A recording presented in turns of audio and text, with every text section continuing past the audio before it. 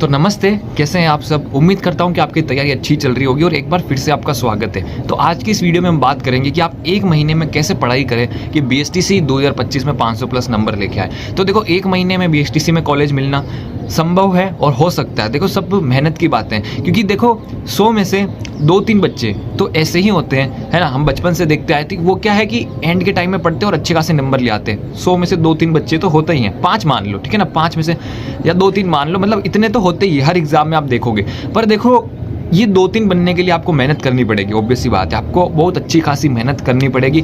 जो वो मेहनत कर रहे हैं उनसे ज़्यादा करनी पड़ेगी, ठीक है ना। तो चलिए मैं थोड़ा सा सजेशन देता हूँ कि कैसे आप कर सकते हैं बीएसटीसी 2025 में 500 प्लस लाने के लिए एक महीने में। तो मेरी बातों को ध्यान से सुनना। कोई समझ में ना आए चीज़ तो कमेंट बॉक्स में पूछ लेना, कोई दिक्कत नहीं है। पर जो मैं बोलूँ उनको ध्यान से सुनना, उम्मीद करता हूँ कि आपको समझ में आएगा। तो देखो, बीएसटीसी 2025 में 4 पोर्शन होंगे, ठीक है ना। जीके का, शिक्षण अभिरुचि का, और रीजनिंग का, और हिंदी इंग्लिश का, ठीक है ना। तो आपके पास ये 4 पोर्शन है ना। आपके पास जो भी बुक हो, लक्ष्य की हो, कोई सी भी हो, उसमें जो रीजनिंग है वो रीजनिंग उससे बाहर नहीं जाने वाली, ठीक है ना। तो रीजनिंग आप क्या करोगे, मैं ये चाहता हूँ कि रीजनिंग और शिक्षण अभिरुचि आप 10 दिन में कंप्लीट कर लो। कैसे कंप्लीट कर लो मैं बताता हूँ, सुनना। तो वैसे सबसे पहले आप पुराने 10 साल के पेपर्स देखोगे तो आपको पता चलेगा कि पैटर्न कैसा आएगा, ठीक है। तो फिर आप पढ़ोगे ना, आपको पता लगेगा कि क्वेश्चन यहाँ से बन सकता है, क्वेश्चन यहाँ से बन सकता है। तो 30 में से 10 दिनों में आप शिक्षण अभिरुचि रीजनिंग क्लियर कर लोगे। कैसे करोगे, सुनना। जो रीजनिंग है ना, रीजनिंग में कुछ टॉपिक तो इतने सिंपल है कि आप आधे घंटे में भी कर सकते हो। एनालॉजी है ना, ऑड वन आउट है कि चारों में से कौन सा अलग है, उस चारों डायग्राम में से कौन सा अलग है, ठीक है ना। ऐसे है तो ये तो वो परिवार रिलेशन वाला है, वो भी आप अच्छे से समझ लो ना, तो आप फटाफट कर सकते हो। और रीजनिंग में आप क्या करोगे, जो बुक में है वो देख लोगे, पुराने जो क्वेश्चन है वो देख लोगे, और फिर रीजनिंग की प्रैक्टिस चलने दोगे अच्छे से। पर प्रैक्टिस चलने से पहले मैं ये चाहता हूँ कि 10 दिनों के अंदर आप रीजनिंग के क्या है टॉपिक सारे क्लियर कर लें, और इन्हीं 10 दिनों में आप शिक्षण अभिरुचि के टॉपिक्स भी सारे क्लियर कर लें। फिर आप जब रीजनिंग के क्वेश्चन देखोगे तो देखो, रीजनिंग में आप 1-2 टॉपिक छोड़ दोगे तो कोई दिक्कत नहीं कि हाँ भाई मैंने ये टॉपिक्स छोड़ दिए। पर उन टॉपिक को बिल्कुल नहीं छोड़ना है कि हाँ मैंने तो छोड़ के फेंक दिया, ऐसा नहीं करना। आप क्या करोगे, उन टॉपिक्स को रीड कर लोगे। जैसे कि क्यूब वाला क्वेश्चन है कि कौन सी सतह रंगीन होगी, आपने देखा होगा, ये कितना हार्ड क्वेश्चन है, मैथ्स का है। तो ये क्वेश्चंस आपने छोड़ दिए, चलो कोई दिक्कत नहीं। तो आपने छोड़ दिया ना, तो आप इसको रीड जरूर कर लेना। जो पिछले एग्जाम में इसके क्वेश्चंस आए हो या अभी बुक में आपके क्वेश्चंस दे रखे हो, नेट से 2-3 और क्वेश्चंस निकाल लेना, और इन प्रश्नों को रीड जरूर कर लेना, क्योंकि बाय द वे एग्जाम में आ गया तो आपके माइंड में वो आंसर क्लिक हो जाएगा, है ना। क्योंकि यही स्मार्ट तरीका है पढ़ने का। और रीजनिंग शिक्षण अभिरुचि आप 10 दिनों में कंप्लीट कर लोगे, ठीक है ना। तो कैसे करोगे, शिक्षण अभिरुचि रीजनिंग का मैंने बता दिया ना। रीजनिंग आप पढ़ोगे, फिर आप जब क्वेश्चंस करोगे रीजनिंग में और कोई डाउट आ रहा हो तो फटाफट से यूट्यूब पे सर्च करना टॉपिक, बहुत सारी वीडियोस आएगी, किसी को भी खोल लेना अच्छी लगे जो, फिर उनसे डाउट क्लियर करते जाना, आपके डाउट क्लियर हो जाएंगे। क्योंकि रीजनिंग में डाउट क्लियर होना बहुत ही बड़ी बात है, क्योंकि वहाँ पे जब आप सॉल्व करोगे ना तो वहाँ पे वहीं पे अटक जाओगे आप। फिर आपके क्या होगा, माइंड थोड़ा सा ऐसा ही हो जाएगा कि यार ये तो हो ही नहीं रहा, दूसरे में जाओगे, और उसमें भी अगर दूसरे में भी डाउट अटक गया तो फिर हो सकता है कि आपका पेपर रह जाए, है ना। तो क्या करोगे, डाउट रीजनिंग में अच्छे से क्लियर कर लोगे, सारे टॉपिक्स क्लियर कर लोगे 10 दिन में शिक्षण अभिरुचि के साथ साथ। फिर आप है ना रीजनिंग की प्रैक्टिस चलते रहने देना। अब आते हैं शिक्षण अभिरुचि पे। शिक्षण अभिरुचि आप 10 दिनों में रीजनिंग और शिक्षण अभिरुचि दोनों क्लियर करोगे ना। तो शिक्षण अभिरुचि आप कैसे क्लियर करोगे, पुराने पेपर्स देख लेना, 5 साल के ही देखना। पुराने शिक्षण अभिरुचि के 10 साल के देखोगे कंफ्यूज हो जाओगे। 5 साल के पेपर देख लेना। पेपर देखने के बाद आप क्या करोगे, जो शिक्षण अभिरुचि है बुक में दी हुई होगी आपके लक्ष्य में, इसमें जो भी आपके पास बुक हो, उस बुक में टॉपिक वाइज दिए होंगे। वो टॉपिक्स आप क्या करना, अच्छे से क्लियर करना, उनको पढ़ना। जो चीज़ समझ में नहीं आए आप गूगल पे भी सर्च कर सकते हो टाइप करके हिंदी में, वहाँ पे भी एक्सप्लेनेशन आ जाएगा। वहाँ से समझ में नहीं आए यूट्यूब पे वीडियोस देख लेना। पर नोट्स बनाने मत बैठना। कोई इंपॉर्टेंट चीज़ हो स्क्रीनशॉट खींच लेना, ठीक है ना, बुक में ही लिख लेना, पर नोट्स बनाने मत बैठना। अभी नोट्स बनाने का टाइम नहीं है, ठीक है ना। और शिक्षण अभिरुचि आपने क्या करोगे, यूट्यूब से समझोगे, खुद पढ़ के समझोगे, फिर उसके क्वेश्चंस देखना शिक्षण अभिरुचि के, जितने हो सके उतने प्रश्न देखना। फिर जब आप प्रश्न भी देखोगे ना शिक्षण अभिरुचि के, तो आपको बहुत से डाउट आएंगे कि ये यहाँ पे ये क्यों आया, ये क्यों आया, तो उसको भी क्लियर करना। जितने डाउट क्लियर करोगे उतना माइंड खुलेगा और उतना आपको क्या है, अंदर से शिक्षण अभिरुचि की समझ जागरूक होगी। तो पहले 10 दिन तो आपको ये करना है, रीजनिंग करनी है, ठीक है ना, और शिक्षण अभिरुचि दोनों करनी है। फिर दोनों होने के बाद क्या, आप शिक्षण अभिरुचि रीजनिंग थोड़ी थोड़ी साथ में चलते रहने देना। फिर आप हिंदी इंग्लिश पकड़ लेना।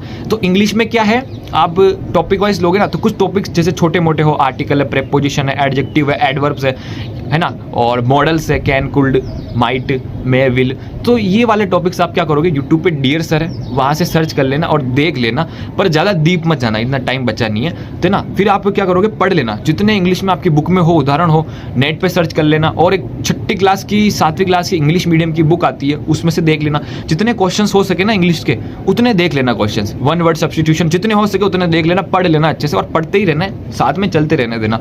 हिंदी में भी आप ये करोगे, हिंदी में आप संधि समझ लोगे, ठीक है ना, संधि समझ लोगे। संधि समझने के बाद आप क्या करोगे, मतलब संधि और क्या होता है, समास, विग्रह, ये चीज़ें हैं, विलोम शब्द है, पर्यायवाची, ये सब आप समझ लोगे। फिर समझोगे ना तो भी एग्जाम में हिंदी में ऐसे क्वेश्चंस आ ही जाएंगे, तो आपको आएंगे नहीं, ऐसे शब्द आएंगे आपने हिंदी में पहली बार सुने होंगे। तो आप क्या करोगे, इनको समझने के बाद जितने हो सके हिंदी के क्वेश्चंस देखना, ठीक है ना।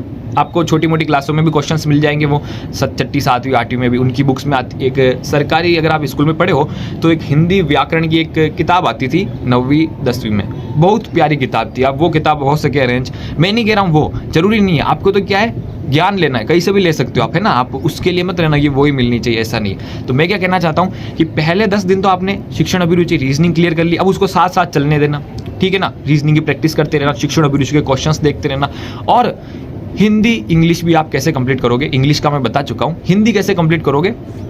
हिंदी आप ऐसे कंप्लीट करोगे कि आप जितने भी आपके पास एग्जाम्पल हो ना पर्यायवाची के, पुराने 10 साल के पेपर्स देखोगे उसमें, और पुराने 10 साल के पेपर्स हर सब्जेक्ट के देख लेना, है ना, क्योंकि आपको पैटर्न पता लग जाएगा, हो सके वहीं से भी 2-3 क्वेश्चंस आ जाए और बहुत फायदा होगा आपके लिए, ठीक है। फिर हिंदी में आप क्या करोगे, दीर्घ संधि, जैसे कि मैं एग्जाम्पल बता रहा हूँ, एक संधि आपने समझी, समास आपने समझा कि ये तत्पुरुष समास है, ये अव्ययभावी समास है, ये कर्मधारय समास है, ये समास है, वो समझा, अच्छे से समझना। फिर जितने हो सके उतने उदाहरण देखना, एग्जाम्पल देखना, क्वेश्चंस देखना, हिंदी में यही है। तो पहले 10 दिन आप रीजनिंग और शिक्षण अभिरुचि कर दोगे, फिर साथ साथ ये चलने दोगे। फिर अगले 6 से 8 दिन के बीच में आपको हिंदी इंग्लिश भी कंप्लीट करनी है, और सिर्फ हिंदी इंग्लिश ही नहीं पढ़नी है, इसमें थोड़ी थोड़ी जीके भी ले लेना, ठीक है ना।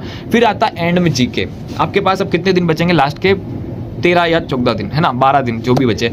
तो इसमें आप क्या करोगे, राजस्थान जीके के पुराने पेपर्स देखोगे तो आपको पता लगेगा कि हर टॉपिक क्या है, इंपॉर्टेंट कौन से टॉपिक से, ऐसा कुछ नहीं है। मैं आपको क्या कह रहा हूँ, सुनना ध्यान से।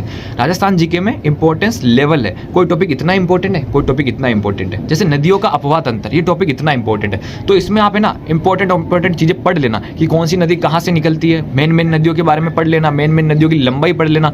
राजस्थान की कामधेनु नदी कौन सी है, चंबल है। दक्षिण भारत की वो कर्क रेखा, स्वर्ण रेखा कौन सी है, माही नदी है। तो ऐसी चीजें आप पढ़ लेना, ठीक है ना। और राजस्थान जीके में भी जितने हो सके उतने क्वेश्चंस देख लेना, हो सके।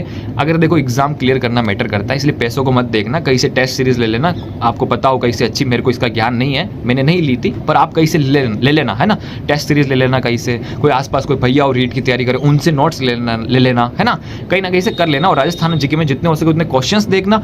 और राजस्थान देखो क्या बताया मैंने, पहले 10 दिन में तो आप शिक्षण अभिरुचि रीजनिंग क्लियर करोगे, फिर हिंदी इंग्लिश के साथ साथ शिक्षण अभिरुचि रीजनिंग भी प्रैक्टिस से चलती रहने दोगे, है ना। शिक्षण अभिरुचि के क्वेश्चंस देखते रहोगे, ये करते रहोगे।